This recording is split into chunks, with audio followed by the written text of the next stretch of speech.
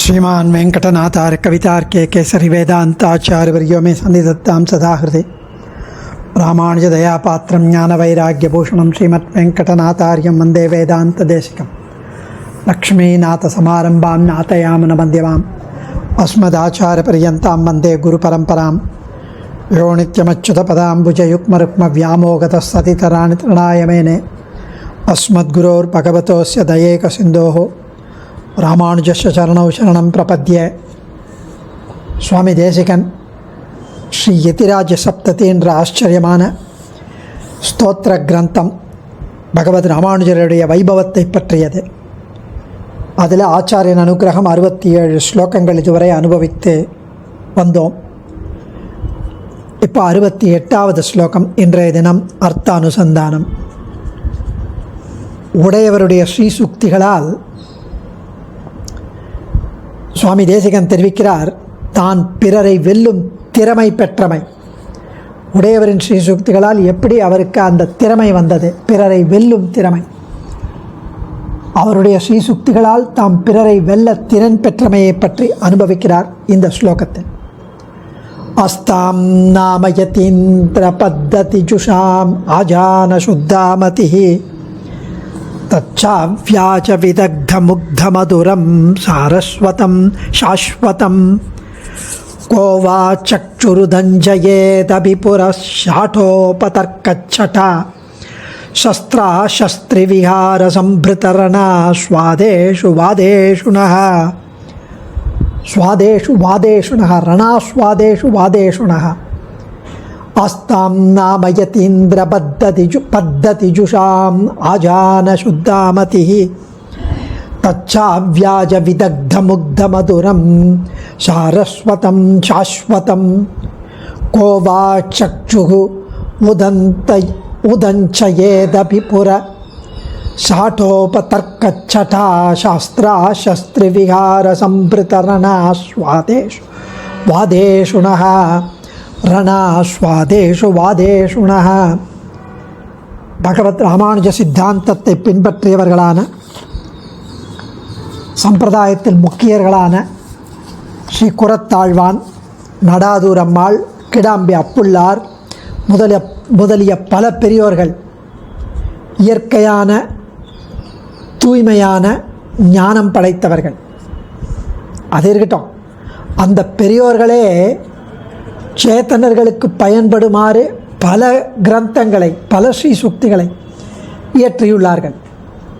இந்த பெரியோர்கள் குரத்தாழ்வான், நடாதுர் அம்மாள், கிடாம்பி அப்புள்ளார் எல்லாரும். அந்த ஸ்ரீசுக்திகள் செவிக்கு இனியனவாய் சாஸ்வதமாய் உள்ளது. அந்த ஸ்ரீசுக்திகள் கம்பீரமாய் அழகியவாய் உள்ளது. அவர்கள் எழுதிய ஸ்ரீசுக்திகள். இந்த அம்சமும் இருக்கட்டும் ஒரு பக்கம், இவ்வளவு தூரம் கூட போக வேண்டாம். ஸ்ரீ பாஷ்யகார ஸ்ரீசுக்திகளை ஒரு தடவை பரிச்சயம் செய்துள்ள நம் முன் யாராவது வாதப்போருக்கு வர முடியுமா? ஸ்ரீ பாஷ்யகார ஸ்ரீசுக்திகளை கற்று அந்த ஸ்ரீசுக்திகளை பரிச்சயம் பெற்றுள்ள நம் முன், நமக்கு முன்னாடி யாராவது வாதப்போருக்கு வர முடியுமா?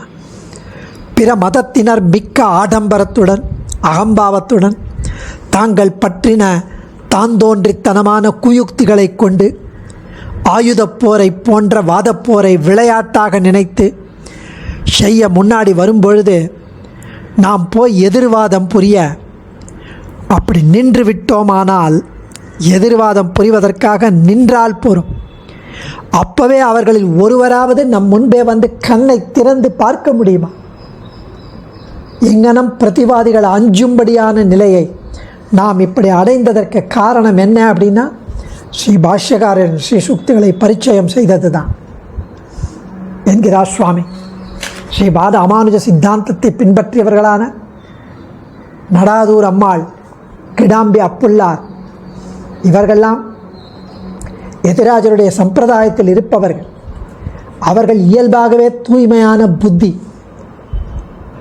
அது இருக்கட்டும், கபடமற்று திறமையான, கவர்ச்சியான, இனிமையான, செவிக்கு இன்பம் தரும் அந்த அவர்களுடைய ஸ்ரீசுக்திகள், அவர்களுடைய நிலையான வாக்கு அது கூட இருக்கட்டும், ஆடம்பரமான தர்க்கங்களின் வரிசை என்ற கத்தி சண்டை போன்று விளையாட்டு நிறைந்த போர் செய்யும் திறமை கொண்ட வாதங்கள் பிற மதத்தினர் வந்து எதிரே பண்ணால் நமக்கு ஸ்ரீபாஷ்யகாரரின் ஸ்ரீசுக்திகள் பரிச்சயம் பண்ணதால் அவர்கள் நம் எதிரே வந்தால் அவர்களால் யார் கண்ணை திறந்து போரிட முடியும்? கண்ணை முடிந்து ஓடிடுவார் என்றுதான் ஆச்சரியமாக இங்கு அனுபவிக்கிறார். யார் அவர்களில் கண்ணை திறப்பார்கள் என்று கம்பீரமாக சொல்கிறார் சுவாமி. அஸ்தாம் நாம யதீந்திர பத்ததி ஜுஷாம் ஆஜான சுத்தாமதி தச்சாவ்யாஜ விதக்த முக்த மதுரம் சாரஸ்வதம் சாஸ்வதம் கோவா சக்ஷு உதஞ்சயேத பிபுர சாட்டோபதர்க்கச்சடா சஸ்திராசஸ்திரி விஹார சம்பிருத்தரணா ஸ்வாதேஷு வாதேஷுணः.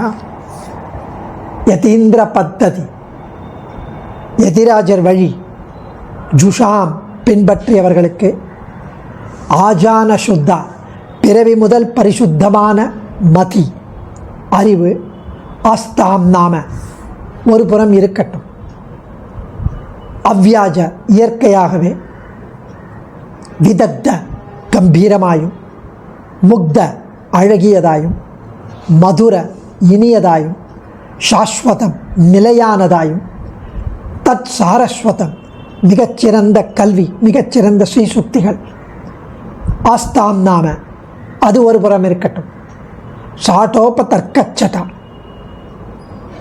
சாட்டோப ஆடம்பரத்துடன் பட்டாட்டோபத்துடன், தர்க்கச்சட்டா யுக்திகளின் கூட்டங்களாகிற, தர்க்கங்களின் கூட்டங்களாகிற, ஆடம்பரத்துடன் பேசும் தர்க்கங்களின் கூட்டங்களாகிற, சஸ்திரா சஸ்திரி விகார ஆயுத போரான்ற விளையாட்டில் சம்பிருத்த நிறைந்த ரணாஸ்வாதேஷு யுத்தத்தை யுத்த மகிழ்ச்சியை உடைய வாதேஷு வாதங்களில், அவர்களுடைய வாதங்களில், நகாபுர நமக்கு முன்பு, கோவா எவன்தான், சக்ஷுகு உதஞ்சயேபி சக்ஷுருதஞ்சயேபி சச்சுகு உதஞ்சயேதபி சச்சுகு உதஞ்சயேதபி கண் விழித்து பார்க்க வல்லவனாவான். நமக்கு முன்பு எவன்தான் கண் விழித்து பார்க்க வல்லவனாவான்.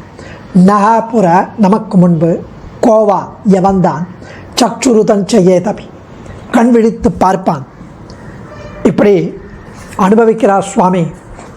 அஸ்மத் ஆச்சாரியனுடைய வியாக்கியானம் எளிமையான, அழகான, சுவைக்கக்கூடிய வியாக்கியானம்.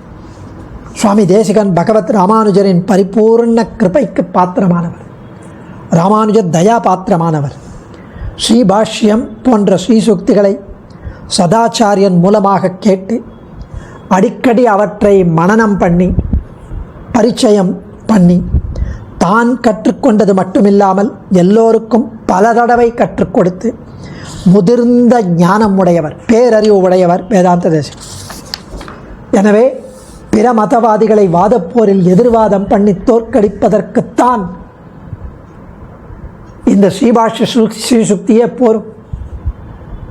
அவர் தெரிவிக்கிறார், நான் ஒருத்தனே போரும் என்கிறார் இந்த ஸ்லோகத்தில். தான் ஒருவரே போதும். அக்காலத்தில் பகவத் ராமானுஜ சம்பிரதாயத்தில் கலக்கமில்லாமல் தெளிவான ஞானமுடைய பெரியோர்கள், குரத்தாழ்வான், நடாதுரம்மாள், கிடாம்பி ஆச்சான், கிடாம்பி அப்புள்ளார் போன்ற மகாவித்வான்கள் பலர் இருந்தனர். அவர்கள் இயற்றிய நூல்களும் பல இருந்தது. இத்தகைய பூர்வாச்சாரியர்கள் அவதரித்தது முதற்கொண்டு இளமையிலிருந்தே எல்லா சாஸ்திரங்களையும் கற்று வழி தவறாத நேரிய தூய ஞானத்தை பெற்றவர்கள் இவர்கள். இத்தகைய பூர்வாச்சாரியர்கள் அவதரித்ததிலேருந்து அவர்கள் ஞானத்தை, அறிவை, நேரிய அறிவை, வழி தவறாத அறிவை, எல்லா சாஸ்திரங்களையும் கற்று அறிந்து பெற்றவர்கள். அவர்களுடைய கிரந்தங்களோ எந்த வாத வியாஜமும் இல்லாததாய் இயற்கையாக வந்தது. வேதாந்தத்தை சார்ந்தது, கம்பீரமானது, படிப்போர் மனத்திற்கு உகந்ததாயிருப்பது, ரசவத்தாயிருப்பது, நிலையானதாயிருப்பது. ஏன்னா அது வேதாந்தத்தை சேர்ந்தது. இப்பொழுதுள்ள வாதிகளை வெல்வதற்கு மிகச்சிறந்த அறிவாளிகளான பெரியோர்களும் அறிவு களஞ்சியமாகிய அவர்களுடைய நூல்களும் இதெல்லாம் தேவையில்லை. இவையெல்லாம் இருக்கட்டும், நல்லது, நம்முடைய அறிவை வளர்த்து கொள்ளலாம். துர்வாதிகளை வாதத்தில் ஜெயிக்க நான் ஒருவனே போரும். பிற மதவாதிகள் அறிவுக்கொத்த, அவர்களுடைய ஞானத்துக்கொத்த பிரமாணங்களுக்கு இசைந்த முறையில் அவர்கள் வாதம் செய்ய வருவதில்லை. அவர்கள் ஆயுதங்களை கொண்டு ஒரு முறையற்று செய்யும் போர், முறையில்லாமல் விதண்டாவாதம் செய்கிறார்கள். அபார்த்தமான வேத விருத்தமான ஆயுதப்போர். ஆயுதப்போரில் எதிரி ஆக்னேயாஸ்திரத்தை போட்டால் அது தீப்பிழம்பை கக்கும். அதற்கு மறுதரப்பினர், எதிர்த்தரப்பினர் வருணாஸ்திரத்தை போட்டு மழையாகவோ இல்லை வாயவ்யாஸ்திரத்தை போட்டு மண் புழுதியை கிளப்பியோ தீயை அணைப்பார்கள். அதற்குள் மோகனாஸ்திரத்தை போட்டு மயக்கி செயல்பட முடியாமல் மற்றொரு எதிர்த்தரப்பினர் செய்வார்கள் மோகனாஸ்திரம். இதே போல வாதப்போரிலும் பரபரப்புடன், படாடோபத்துடன், அகம்பாவத்துடன், ஆடம்பரத்துடன் தர்க்கங்களை சொல்லி, யுக்திகளை சொல்லி ஒருவரை ஒருவர் மடக்க பார்ப்பார்கள். அதற்கெல்லாம் நாம் அஞ்சாமல் அடுக்கடுக்காக எதிர் அனுமானங்களையும் அவர்கள் கூறிய அனுமானங்களுக்கு தோஷங்களையும் அடுக்கடுக்காக கூறி அவர்கள் வாயை அடக்குவோம். வாக்கியார்த்தத்திற்கு நான் வருகிறேன் என்று சொன்னாலே போரும். வேதாந்த தேசிகன் அவர் வரார் அப்படின்னு வாக்கியார்த்தத்துக்கு வரார் என்று சொன்னாலே போரும். நிமிர்ந்து கண்களை விழித்து கூட பார்க்காமல் அஞ்சி ஓடி விடுவார்கள். அப்படி இருக்க நம்முடைய கேள்வி கணைகளுக்கு பதில் சொல்ல முடியாமல் திணறுவார்கள். இவ்வாறு சுவாமி தேசிகன் வாதம் செய்வதற்கு அடையாளமாக திகழ்பவை பரமத பங்கம், சததூஷணி போன்ற நூல்கள். வாதப்போர் நிகழ்த்த பேராற்றலை பெற்றிருந்தாலும் அவை பயனற்றவை என்று தெளிந்து, அவர் தார்க்கிக சிம்மம், அவர் தர்க்கத்திலேயே வாதப்போர் செய்து பேராற்றலை பெற்றவர்.